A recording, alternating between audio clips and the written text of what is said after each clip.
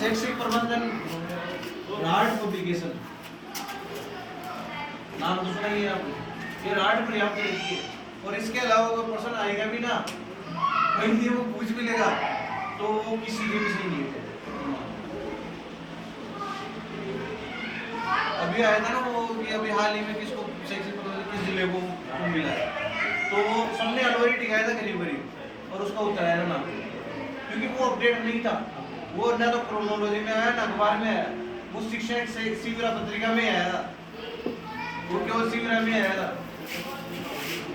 हाँ बस शिविरा तो क्या शैक्षिक एजुकेशन से संबंधित नए अपडेट्स आते हैं उसके अंदर, तो एजुकेशन के लिए आप हर महीने की इतनी मोटी शिविरा नहीं दे सकते, तो आप पढ़ो कोई दिक्कत नहीं है। इसका नया संस्करण भी आपका मार्केट हमारी टाइप में आ गया था, जो भी नेट जुड़ा था, हो सकता है अभी अवेलेबल नहीं हो मार्केट में, तो जल्दी किताबें भी अवेलेबल हो जाएगी।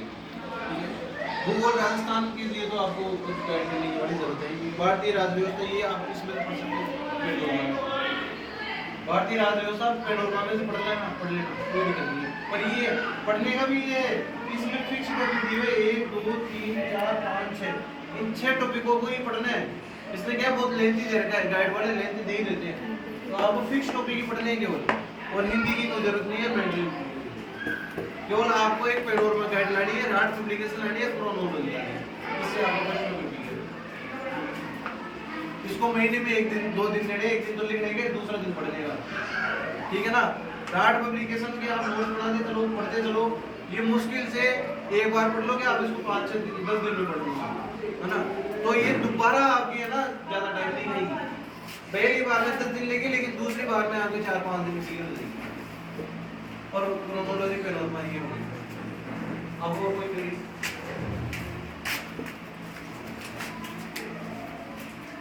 फर्स्ट पेपर से संबंधित कोई दिक्कत, और सेकंड पेपर उनमें तो आपको यही कहूँगा, देखो बढ़िया दोनों है ही साथ में, सब बता रहे थे कि कंफ्यूजन हो जाता है कि सेकंड ग्रेड, तो हिंदी वालों के लिए तो मैं आपको यही कहूँगा कि आप फर्स्ट ग्रेड की तैयारी करो। आपको क्यों करो अभी मैं बता देता हूँ आगे उनकी के लिए।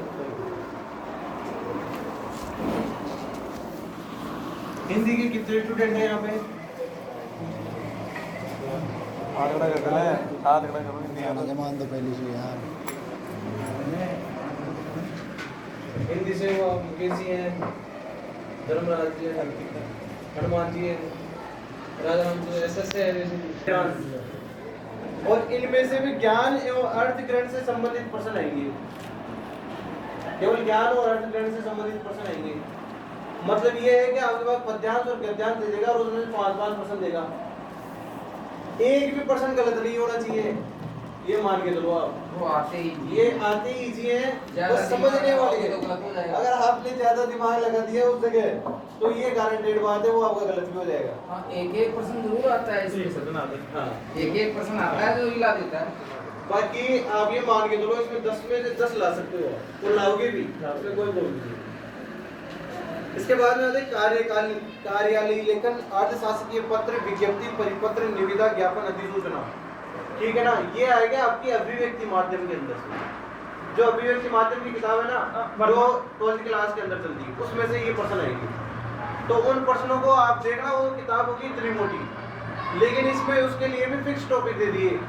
आप उसमें खोलोगे कार्यालय लेखन के अंदर अर्धशासकीय पत्र, उसमें शासकीय पत्र भी दिया हुआ है, सरकारी पत्र भी दिया हुआ है, अलग अलग चीजें भी दी हुई है, लेकिन आपको केवल अर्धशासकीय पत्र ही पढ़ना है। उसमें विज्ञप्ति पढ़नी है, विज्ञप्ति वाले टॉपिक है, उसमें परिपत्र पढ़ना है, निविदा पढ़नी है, ज्ञापन पढ़ना है, अधिसूचना पढ़नी है। फिक्स टिक लगा लेना भाई हमको यही चीज पढ़नी है। उसमें क्या है कि पत्रकारिता का इतिहास भी दिया हुआ है, रेडियो का इतिहास भी दिया हुआ है, इंटरनेट का इतिहास भी दिया हुआ है, वो कुछ नहीं पढ़ना है हमको, वो कचरा है। इसके हमने पढ़ दिया था, लेकिन हमने पूरी को पढ़ दिया था आपको बता दूं, लेकिन वो किसी काम नहीं है। शब्दकोश उपयोग पद्धति लास्ट का चैप्टर है, उसके अंदर शब्दकोश का अभिव्यक्ति माध्यम। भाई शब्दकोश में किसी शब्द को किस क्रम में हम रख सकते हैं, वो आपका हिंदी का टॉपिक है। इसके बाद में आ जाओ आप व्याकरण का सामान्य ज्ञान, जिसमें देखो फिक्स टॉपिक दिए हुए, संधि, समास, उपसर्ग, प्रत्यय, पर्यायवाची शब्द, विलोम शब्द, शब्द शुद्धि, वाक्य शुद्धि, शब्द योग, वाक्यांश के लिए एक शब्द और अनेकार्थी शब्द, ये सब रटने की चीजें हैं, एक भी समझने की चीज नहीं है। क्यों नहीं खुली? संधि जरूर ये कह सकता हूँ मैं, संधि और समास थोड़ा अपन समझ जाएंगे उनके नियमों को तो वो क्लियर कर सकते हैं। बाकी आप देखो, आप पर्यायवाची शब्द आपको रटने पड़ेंगे, विलोम शब्द आपको रटने पड़ेंगे, शब्द शुद्धि आपको समझ के रटनी पड़ेगी, भाई इस शब्द को ऐसे ही लिखना है ना। वाक्य शुद्धि है, उसके बाद शब्द युग्म है, वाक्यांश के लिए एक शब्द है, अनेकार्थी शब्द है। इसमें क्रिया, विशेषण, सर्वनाम, संज्ञा, अवयव ऐसा कुछ भी नहीं है। पदबंध, क्रिया के पद, वो पदरे, वो कुछ भी नहीं है इसमें। इसमें केवल पढ़ने की चीज है और वो रटने की चीज है, मुश्किल कुछ भी नहीं है। यार सर ये तो समझ में नहीं आ रहा है क्रिया कैसे हो रही है, इसमें ऐसा कुछ लफड़ा नहीं है। 15 क्वेश्चन इसके आएंगे आपके व्याकरण के, ठीक है। जनसंचार के प्रमुख माध्यम जिसमें इंटरनेट, पत्रकारिता, रेडियो, टेलीविजन, इनके बारे में पूछेगा। तत्संबंधी लेखन एवं पत्रकारिता, मतलब ये कह रहा है कि जनसंचार की जो माध्यम है ना, इनका तत्संबंधी लेखन का किस प्रकार से लेखन किया जाता है इसके अंदर। जैसे समाचार पत्र है, उसमें समाचार पत्र को लिखने के लिए किस प्रकार से लेखन होता है उसके बारे में पूछेगा। और पत्रकारिता है, पत्रकारिता के बारे में पूछेगा कि पत्रकारिता की शुरुआत कहाँ से होती है और एंड उसका कहाँ पे होता है, ये इसके बारे में पूछेगा। तो ये अभिव्यक्ति माध्यम की किताब है, वो सब कुछ आपको इसमें क्लियर कर देगी, टॉपिक फिक्स है इसके। उसी अभिव्यक्ति माध्यम की किताब में से देखो, कविता, कहानी, वार्ता, रिपोर्टाज एवं डायरी लेखन विषय की सामान्य जानकारी, फिक्स टॉपिक दिया हुआ है, कविता, कहानी, वार्ता, रिपोर्टाज एवं डायरी लेखन। लगभग ये 1 2 3 4 5 6 7 8 9 10 11 12 13 14 टॉपिक हो गए, जबकि उसमें 50 टॉपिक है उस किताब में। आपको केवल 14 टॉपिक के टिक लगा लो ना, और केवल उनको ही पढ़ना है। 15 क्वेश्चन किए, एक भी क्वेश्चन गलत नहीं होना। 15 में 15 आते हैं पढ़ने वाले। 2 बार एग्जाम दिया फर्स्ट ईयर का, 15 में 15 सही है, एक भी गलत नहीं। तो फिक्स टॉपिक के अनुसार पढ़ोगे तो गलत नहीं होगा, ठीक है। आगे चलते हम। माध्यमिक शिक्षा बोर्ड राजस्थान अजमेर के नवीनतम सत्र के पाठ्यक्रम में समाहित 11वीं और 12वीं कक्षाओं की अनिवार्य हिंदी एवं ऐच्छिक हिंदी की समस्त गद्य पद्य रचनाओं और रचनाकारों का समावेश इस पाठ्यक्रम में किया जाएगा।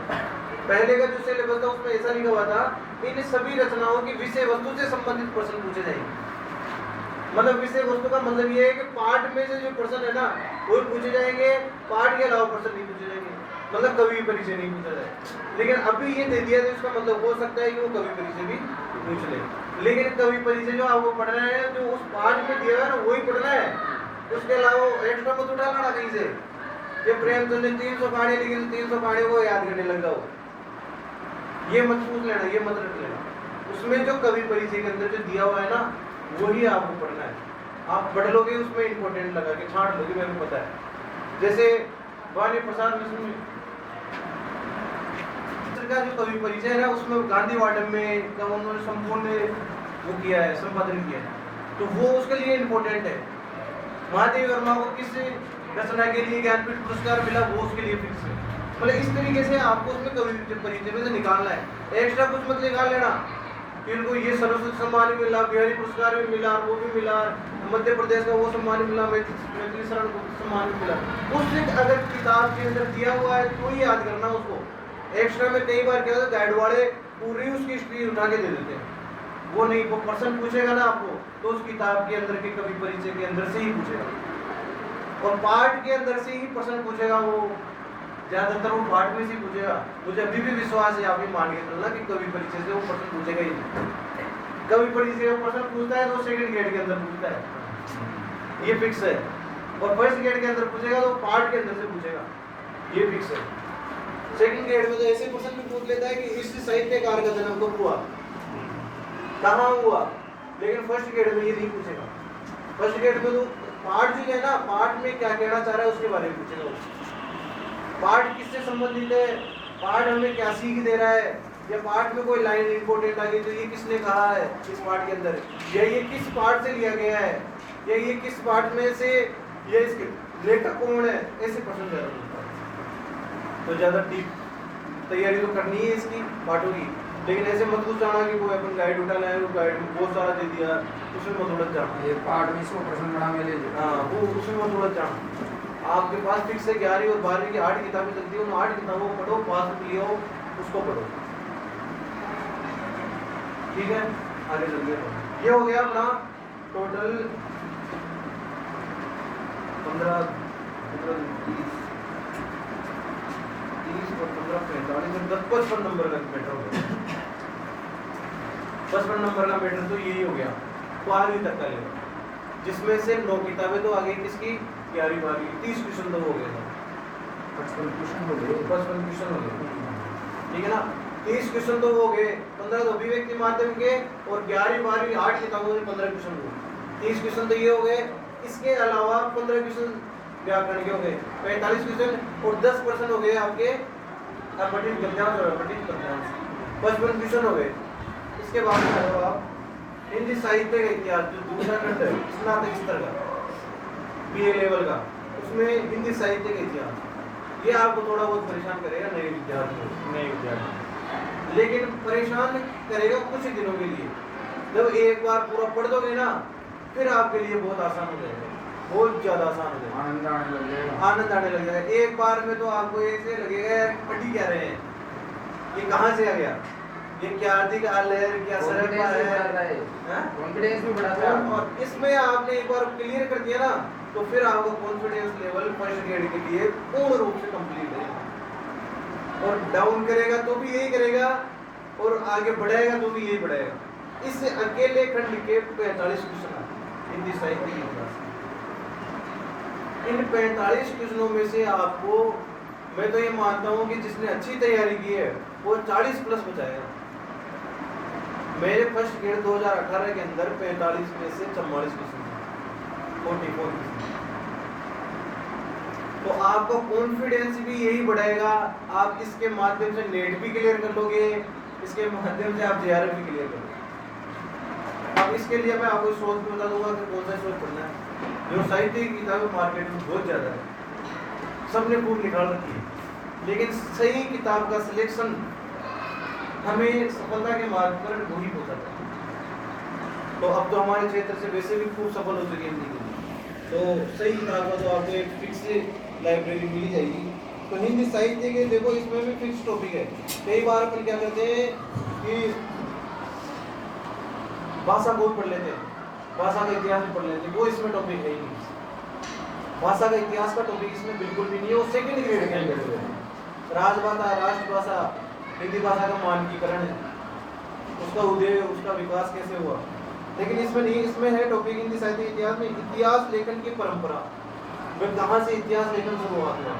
उसके बाद में प्रमुख इतिहास के ग्रंथ, जैसे रामचंद्र शुक्ल ने लिखा हिंदी साहित्य का इतिहास, आचार्य प्रसाद ने लिखा हिंदी साहित्य की भूमिका आदिकाल रीतिकाल, ठीक है ना। इसके बाद में इतिहास लेखक की हिंदी साहित्य का आरंभ, काल, विभाजन और नामकरण, ये फिक्स टॉपिक है कि किस साहित्यकार ने इसका नाम क्या रखा, किस साहित्यकार ने इसका क्या नाम रखा। उसके बाद में आता है आदिकाल रचनाओं की प्रमाणिकता। प्रमाणिकता का नाम आते ही मान लेना कि पृथ्वीराज रासो से एक प्रश्न किया है, उसके बारे में ही प्रमाणिकता दी गई है। और ये हर एग्जाम में आता है प्रश्न, हर एग्जाम। पृथ्वीराज रासो का तो हर एग्जाम में प्रश्न आएगा कि इसको किसने प्रमाणित माना है और किसने नहीं माना है। अब जब आपने को यहाँ तक नॉलेज हो गई, भाई इसमें से प्रश्न आएगा, फिर भी हम उसको नहीं पढ़ेंगे तो हमारी मूर्खता है। भाई जब इसमें साफ लिखा हुआ है कि रचनाओं की प्रमाणिकता, तो प्रमाणिकता के लिए आदिकाल में तो वही है, सबसे ज्यादा मतभेद इसके लिए वो है पृथ्वीराज रासो के लिए। तो ये क्लियर है। प्रवृत्तियां, आदिकाल की क्या प्रवृत्तियां रही, किन परिस्थितियों में आदिकाल का डेवलपमेंट हुआ, उनके साहित्यकारों का डेवलपमेंट हुआ, क्या परिस्थितियां उन्होंने अपने साहित्य में किस चीज को ज्यादा दर्शाया, वो क्लियर है। रचनाकार एवं प्रमुख रचनाओं का परिचय, उस काल में जो रचनाकार है उनका परिचय और उनकी प्रमुख रचनाओं का परिचय आपको देना। आदिकाल सबसे छोटा काल है हिंदी साहित्य का, शुरुआती वही से होती है, ज्यादा कुछ भी नहीं है, पढ़ोगे तो क्लियर कर लोगे। उसके बाद में भक्ति काल, सामान्य परिचय, भक्ति का उनको विकास और दास की प्रस्तुति, संत काव्य, सूफी काव्य, राम भक्ति काव्य और कृष्ण भक्ति काव्य, इनसे संबंधित प्रश्न आएंगे, तो ये भी आपको कंप्लीट पढ़ना है। रीतिकाल है, वही इसकी वो पूछेगा, प्रवृत्तियां और रीति सिद्ध, रीतिबद्ध, रीति मुक्त, रचनाकार और रचनाकारों की प्रमुख रचनाएं, इसके बारे में वो पूछेगा। आधुनिक काल, पूर्व पीढ़ी का तात्कालीन परिस्थिति, आधुनिक काल जब स्टार्ट किया उस समय उसकी परिस्थितियां क्या थी, उनमें से प्रश्न आएगा। हिंदी खड़ी बोली गद्य का उद्भव और विकास, जब हिंदी की जो खड़ी बोली है उसका किस प्रकार से विकास हुआ है, उस समय क्या परिस्थितियां थी, उसके विकास के लिए कौन से कॉलेजों की स्थापना हुई, कौन कौन से लेखक सामने आए, तो उनके बारे में पढ़ना है। ये तो आप साहित्य जब पढ़ोगे उसमें क्लियर हो जाएगा। अब बात में सामने आती है पढ़े किससे, सबसे इंपॉर्टेंट ये है। साहित्य पढ़ तो लेंगे लेकिन पढ़े किससे। मैंने शुरुआत की थी मनोज कुमार मिश्रा की किताब, सबने मेरे को दिलवा के लाई और मैंने उसको पढ़ा भी था, मनोज कुमार मिश्रा। लेकिन धीरे धीरे खोज करते करते मेरे को एक किताबात लग गई थी बुद्धम के नाम से। बुद्धम की एक किताब है, उसके अंदर डॉक्टर नगेंद्र रामचंद्र शुक्ल, हजारी प्रसाद द्विवेदी, अन्य कई रचनाकारों की पूरी साहित्य की रचनाओं का समावेश है उसमें।